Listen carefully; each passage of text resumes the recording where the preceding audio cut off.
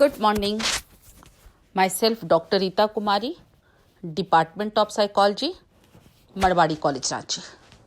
आज मैं सेमेस्टर 1 के स्टूडेंट्स के लिए यूनिट 4 मेमोरी एंड फॉरगेटिंग में फैक्टर्स इम्प्रूविंग मेमोरी, स्मृति को उन्नत बनाने के कारक पर चर्चा करूंगी। ये स्मृति को कैसे उन्नत किया जा सकता है, कैसे इम्प्रूव किया जाता है। बहुत सारे बच्चों की बहुत सारी समस्याएं होती हैं। मैं तो बहुत पढ़ता हूँ लेकिन मुझे कुछ याद ही नहीं रहता है। मैं एवरीडे इतना परिश्रम करता हूँ, मैं लिख कर पढ़ता हूँ, बोल कर पढ़ता हूँ, फिर भी मुझे याद नहीं रहता है। ज़रूर इस पढ़ाई में कहीं ना कहीं ऐसी एरर्स या त्रुटि रह जाती होगी जिसके कारण रिकॉल नहीं हो पाता होगा, प्रत्यावाहन नहीं हो पाता होगा। इसीलिए इसके कुछ मेथड्स, इसके कुछ फैक्टर्स दिए हुए हैं जिस पर हम लोग चर्चा करेंगे।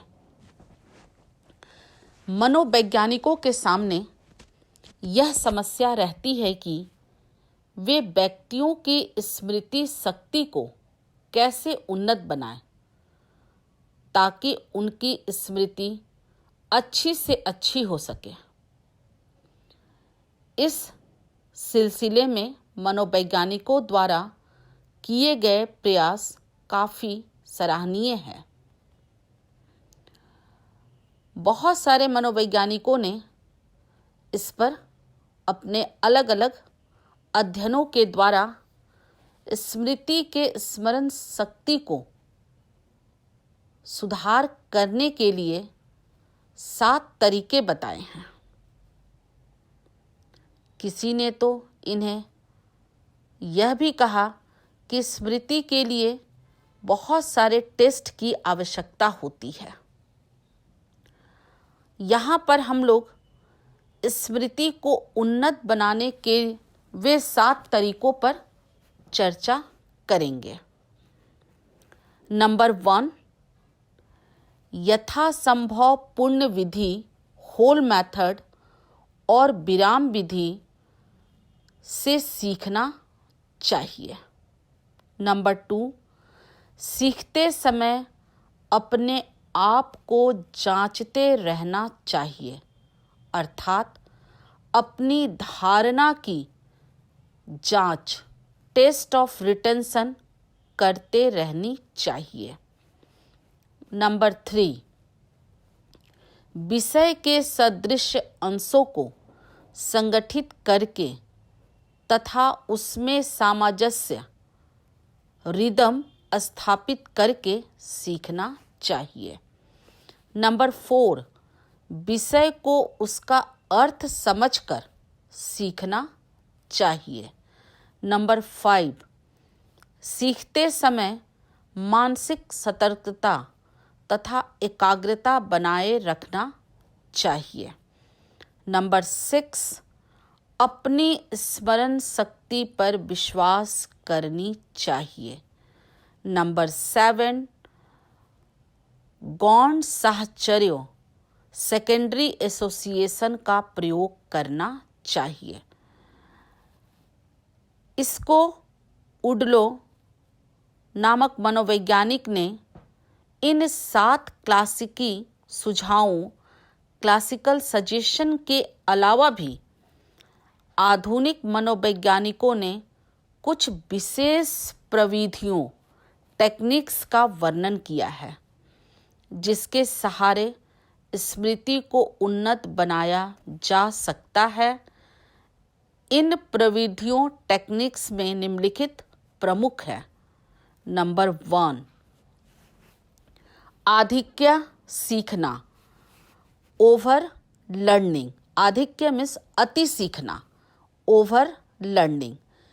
किसी विषय या पाठ को जब पूरी तरह सीख लेने के बाद भी सीखने के लिए अभ्यास जारी रखा जाता है तो इसे आधिक्य सीखना, ओवर लर्निंग कहा जाता है।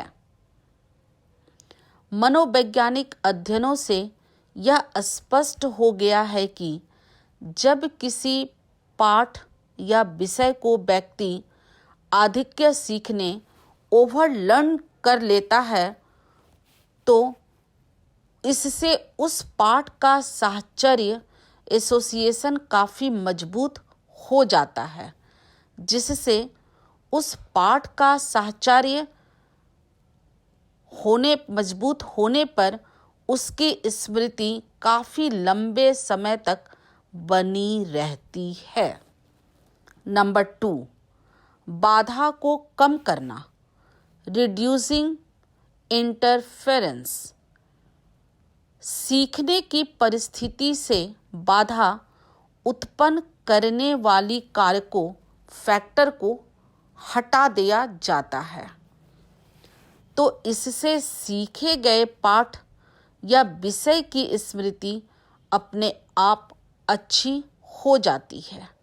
जैसे सीखने की विभिन्न परिस्थितियों एवं सामग्रियों मटेरियल्स के बीच समानता सिमिलैरिटी को कम कर दिया जाता है, तो इससे उत्पन्न होने वाले बाधा अपने आप दूर हो जाती है और उस विषय का पाठ की स्मृति उन्नत हो जाती है।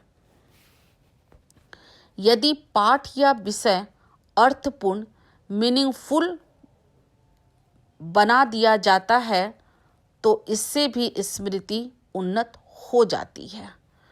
नंबर 3, स्मृति सहायक प्रविधियां। मनोवैज्ञानिकों ने कुछ ऐसी स्मृति सहायक प्रविधियों का वर्णन किया है जिससे भी स्मृति उन्नत होती है। तुक, रिदम, चुकिंग, परिवर्णी शब्द तथा परिवर्णी पद्धति शब्द आदि कुछ साधारण स्मृति सहायक प्रविधियां हैं जिसके उपयोग से स्मृति को उन्नत बनाया जाता है। तुक, रिदम। तुक में चूंकि दोहे की पंक्तियों का अंतिम शब्द आवाज में मिलते जुलते होते हैं, इसीलिए उसे व्यक्ति जल्द सीख लेता है। शायद यही कारण है कि छोटे छोटे बालक अनेक ऐसे दोहे को तुरंत याद कर लेते हैं, भले ही वे उसका अर्थ समझे या नहीं समझे। चुकिंग। चुकिंग में व्यक्ति लंबी सूचनाओं को कम करके छोटी सूचना में बदलकर उसे याद कर लेता है। जैसे टेलीफोन नंबर 666322 को 6,66,322 कहने के बजाय यदि व्यक्ति उसे 363 एवं 22 के रूप में संगठित कर लेता है तो यह चुकिंग का उदाहरण होता है।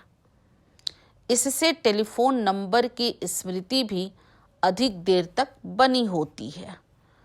परिवर्णी शब्द एक तरह का अक्षर संकेत लेटर क्यूज होते हैं जिससे जटिल सूचनाओं को याद एवं उसका प्रत्यावाहन करने में मदद मिलती है। जैसे वर्ल्ड हेल्थ ऑर्गेनाइजेशन को WHO हू के रूप में जाना जाता है।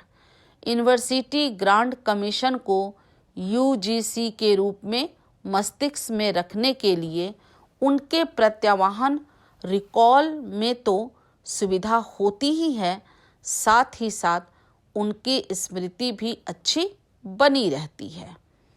परिवर्णी पंक्तियाँ ऐसी पंक्तियाँ होती हैं जिसमें प्रथम कुछ अक्षर संकेत के रूप में कार्य करते हैं और उसे देखते ही या सुनते ही व्यक्ति शेष भागों का प्रत्यावाहन कर लेता है। जैसे सारे जहां से अच्छा हिंदुस्तान हमारा में सारे को सुनकर ही बालक पूरी पंक्ति का प्रत्यावाहन कर लेते हैं। यह एक परिवर्णी पंक्ति का उदाहरण है। नंबर 4, विस्तारण एवं संकेतीकरण। जब किसी पाठ या विषय को विस्तृत रूप से व्याख्या की जाती है तो व्यक्ति उसे ठीक ढंग से याद करता है, क्योंकि उसमें एकांशों आइटम्स के बीच बहुत सारे संबंध, कनेक्शन स्थापित किया जाता है। एकांशों के बीच बहुत सारे संबंध होने से मस्तिष्क में उनका संकेतीकरण, इकोडिंग ठीक ढंग से होता है।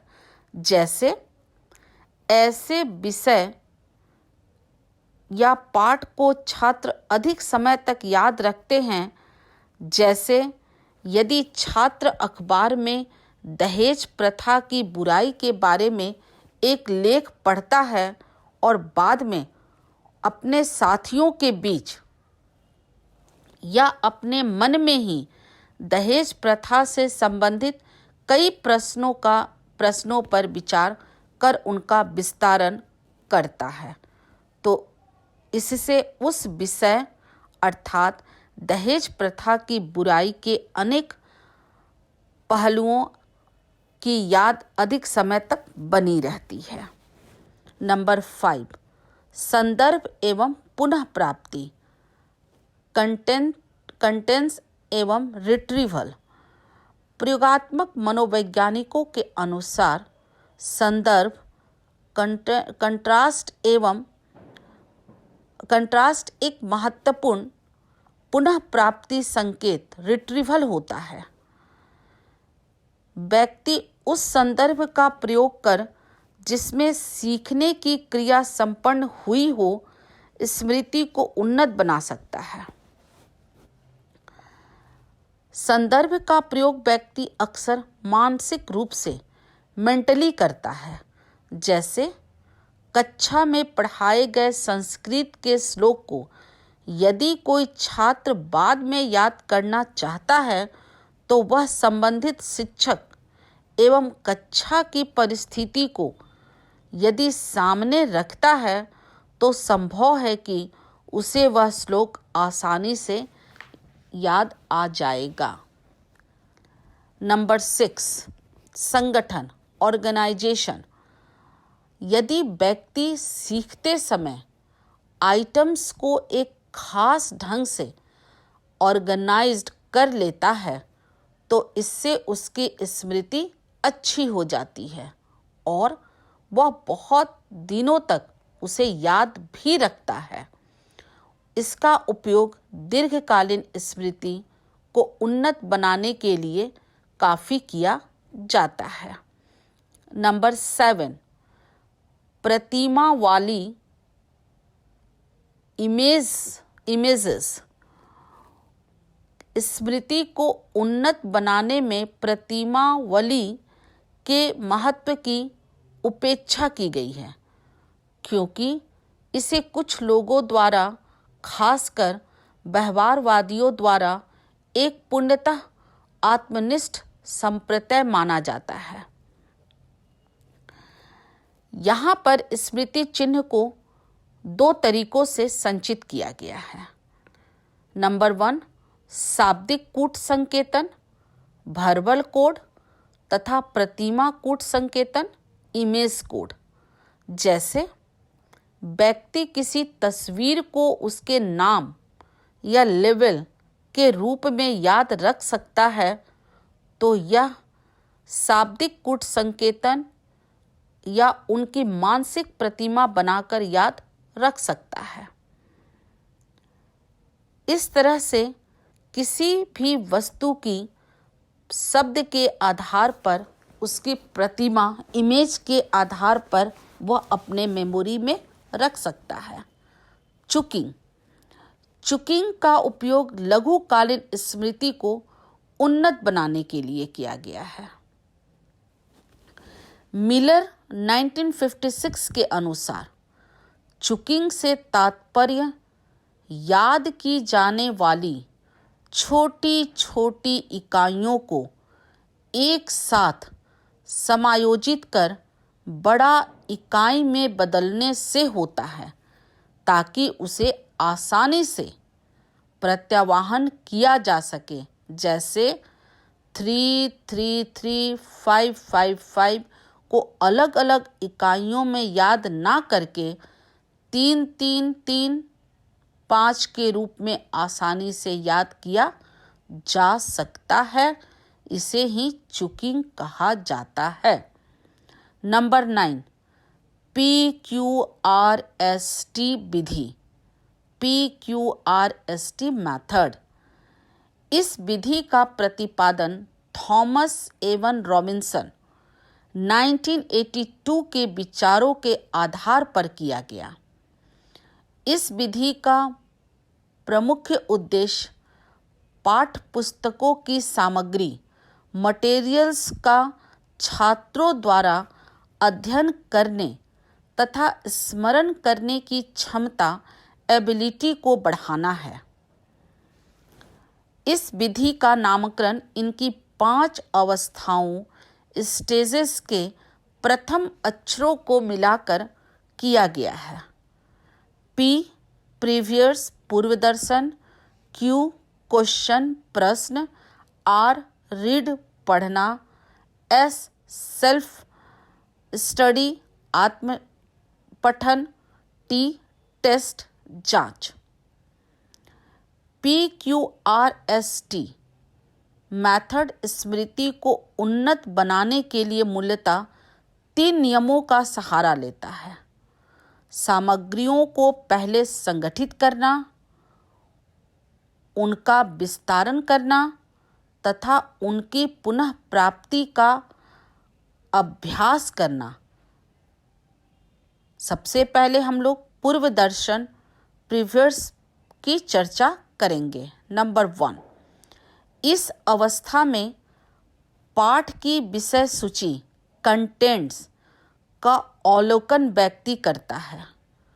फिर पाठ के मुख्य शीर्षकों एवं चित्रों को ध्यान से देखता है एवं अंत में दिए गए अभ्यास सारांश को पढ़कर किसी अध्याय में सम्मिलित किए गए एक प्रमुख सामग्रियों के बारे में अनुमान लगाता है और किताब को पीछे से उलट पुलट कर देखता है। नंबर 2, प्रश्न क्वेश्चन।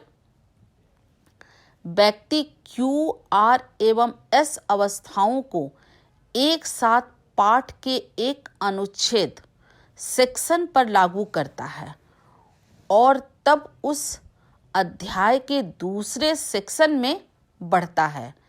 यही कारण है कि इन तीनों अवस्थाओं को एक बड़ा आयत के भीतर दिखाया जाता है।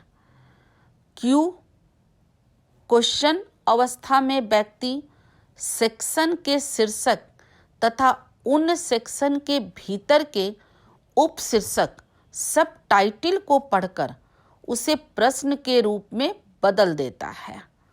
इस अवस्था में वह शीर्षक या उपशीर्षक, टाइटल या सब टाइटल के भीतर की सामग्री को पढ़ना नहीं शुरू करता है।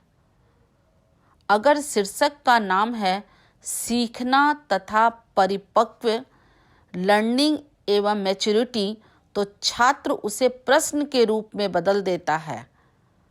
नंबर 3, पढ़ना, रीड। इस अवस्था में व्यक्ति सेक्शन की सामग्रियों, मटेरियलों को पढ़ना प्रारंभ कर देता है और मुख्य शब्दों एवं वाक्यों को रेखांकित, अंडरलाइन भी करना प्रारंभ कर देता है। साथ ही साथ वह इसके पहले की अवस्था में बनाए गए प्रश्नों का उत्तर भी ढूंढने का प्रयास करने लगता है। नंबर 4,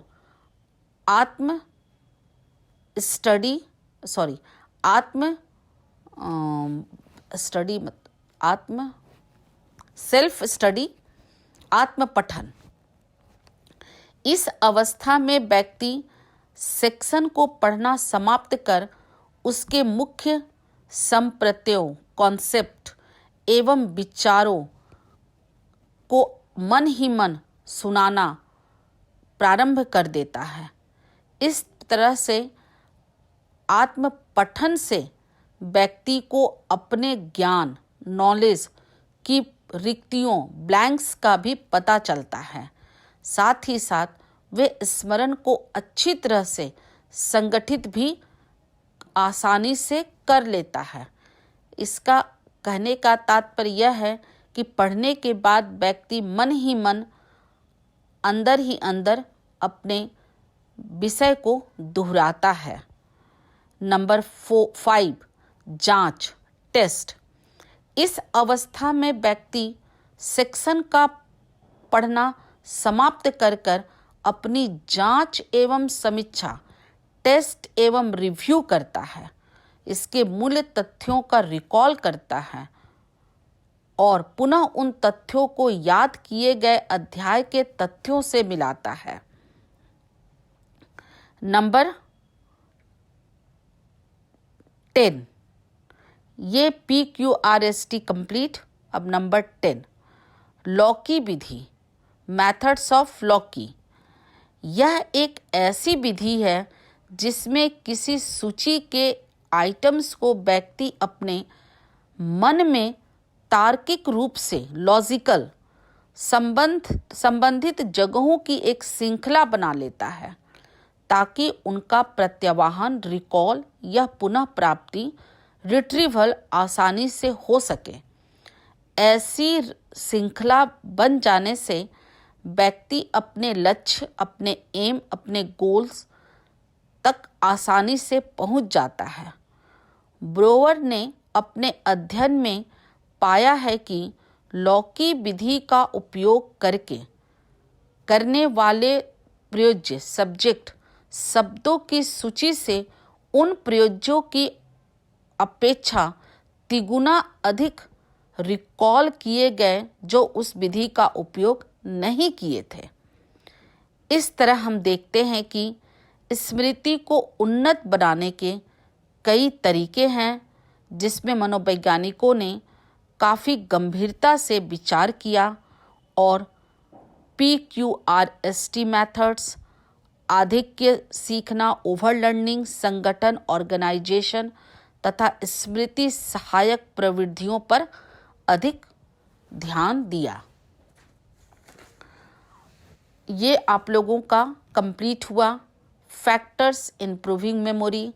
अब मैं आप लोगों को नेक्स्ट क्लास में पढ़ाऊंगी फॉरगेटिंग, नेचर एंड कॉजेस, विस्मरण के परिभाषा, स्वरूप और विस्मरण के कारण।